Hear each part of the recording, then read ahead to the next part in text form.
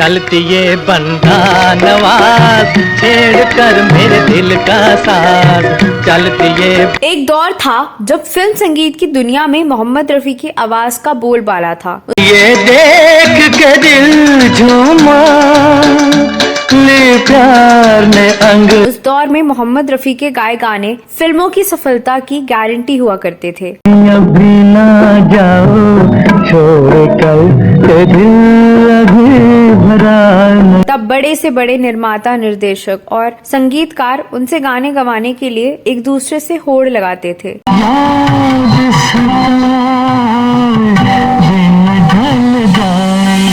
लेकिन एक वैसा दौर भी आया जब मोहम्मद रफी का करियर ढलान पर आ गया और तब छोटे से छोटे निर्माता, निर्देशक भी उनसे कन्नी कटाने लगे। उस दौर में मोहम्मद रफी का हौसला डावाडोल होने लगा और एक समय ऐसा आया जब वह डिप्रेशन में चले गए। जाने माने पत्रकार और फिल्म लेखक राजू भारतन ने अपनी किताब में लिखा है कि उस दौर में एक संगीतकार ने मोहम्मद रफी का अपमान कर दिया, जिसे देखकर अपने जमाने के टॉप के संगीतकार का खून खौल उठा। उसके बाद उस संगीतकार ने मोहम्मद रफी से एक ऐसा गाना गवाया जिसे गाने के बाद रफी साहब का आत्मविश्वास लौटा। कौन सा वह गाना है और कौन से वे संगीतकार हैं? किस संगीतकार ने रिकॉर्डिंग के दौरान रफी साहब का अपमान किया? राजू भारतन ने अपनी किताब में और क्या लिखा है, इस वीडियो में जानेंगे विस्तार से, तो आप बने रहिए हमारे साथ।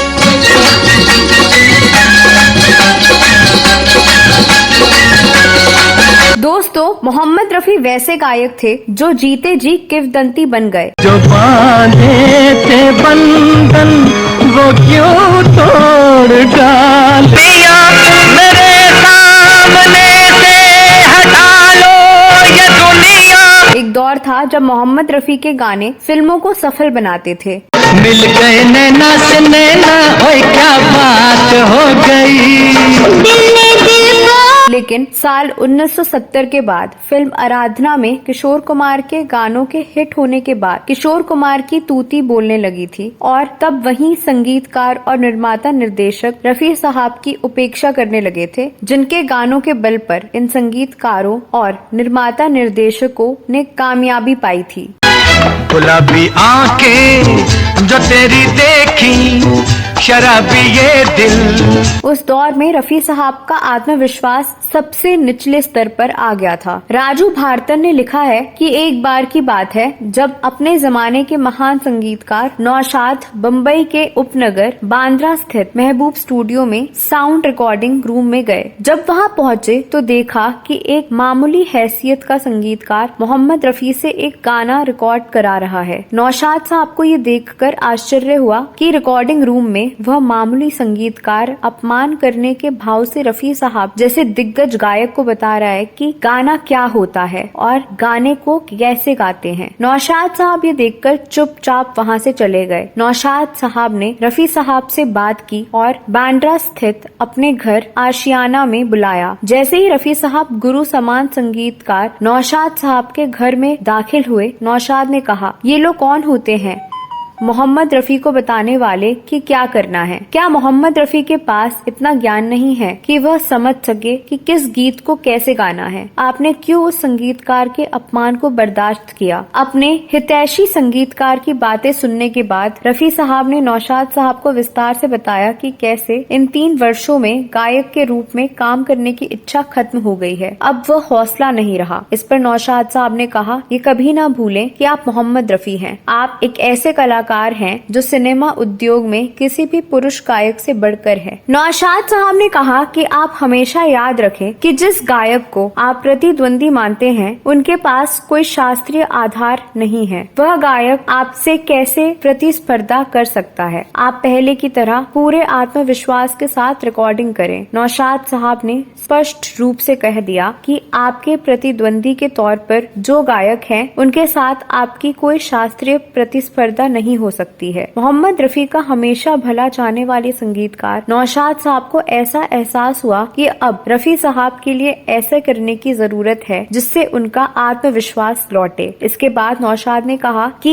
माय फ्रेंड के लिए संगीत दे रहा हूँ, आप इस फिल्म के एक गाने को गाकर साबित कर दीजिए कि आप जैसा गायक कोई नहीं है। नौशाद साहब ने भैरवी राग में संगीतबद्ध किए गए उस गाने को गाया और उस गीत को बिल्कुल सहज भाव से गाकर सुनने वालों को हैरान कर दिया। नैया मेरी चलती जाए, सहारे तेरे बढ़ती जाए। माय फ्रेंड फिल्म साल 1974 में रिलीज हुई थी। हालांकि ये फिल्म ज्यादा नहीं चली, लेकिन इस फिल्म में मोहम्मद रफी का गाया क्लासिक गीत नैया मेरे चलती जाए, सहारे तेरे बढ़ते जाए खूब चला। इस गाने को गाकर रफी साहब ने दोबारा आत्मविश्वास हासिल कर लिया। रे कभी तो मुझे पार लगा दे जवानी मेरी। इस गाने के लिए फिल्म वर्ल्ड पत्रिका की ओर से रफी साहब को पुरस्कृत किया गया। इसके बाद वह समय आया जब मुंबई के खचाखच भरे षणमुखानंद हॉल में ये घोषणा की गई कि फिल्म हवस के गाने के लिए मोहम्मद रफी को सर्वश्रेष्ठ गायक चुना गया है। जब रफी साहब सर्वश्रेष्ठ गायक का पुरस्कार लेने के लिए मंच पर पहुंचे, उस समय उनका गाया गाना गूंज रहा था। तेरी गलियों में न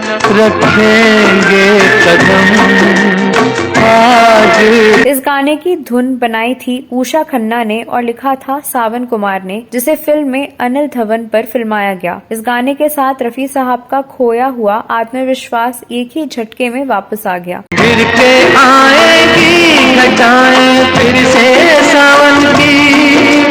ये उन वर्षों में रफी साहब को मिलने वाला पहला महत्वपूर्ण पुरस्कार था। ये वही मोहम्मद रफी थे जिनको 60 के दशक में लगातार सर्वश्रेष्ठ गायक के लिए फिल्म फेयर पुरस्कार मिलते थे। मोहम्मद रफी ने साल 1960 में गुरुदत्त की फिल्म 14वीं का चांद फिल्म के लिए फिल्म फेयर पुरस्कार जीता था। अगले साल 1961 में फिल्म ससुराल के लिए फिल्म फेयर पुरस्कार जीता। इसके बाद साल 1964 में फिल्म दोस्ती के गाने के लिए फिल्म फेयर पुरस्कार जीता था और साल 1966 में फिल्म सूरज के लिए पुरस्कार जीता। यही नहीं, साल 1968 में ब्रह्मचारी के लिए एक बार फिर फिल्म फेयर अवार्ड जीतकर वैसा कीर्तिमान बनाया जिसे कोई और तोड़ नहीं सका। घरों के मैं तुझको बिठा कर यादों को तेरी मैं दुल्हन बना कर रखूंगा मैं दिल।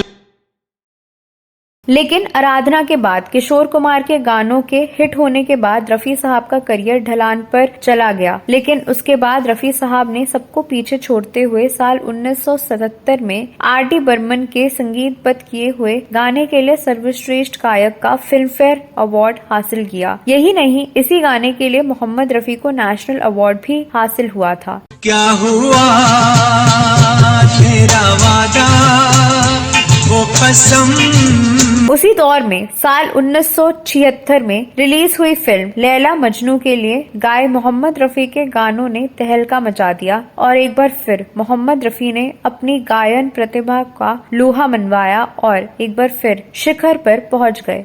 था जो सुनने में आया तुझे वैसा ही पाया है जो सुन। मोहम्मद रफी एकमात्र ऐसे गायक हैं जो पृष्ठभूमि में जाने के बाद एक बार फिर उभर कर आए। तो दोस्तों, आप इस बारे में क्या कहना चाहते हैं? इस वीडियो में बस इतना ही। ये वीडियो आपको कैसा लगा कमेंट बॉक्स में अवश्य लिखें। अगले वीडियो में फिल्मों और गीतों के बारे में कोई और जानकारी लेकर आऊंगी। तब तक के लिए नमस्कार।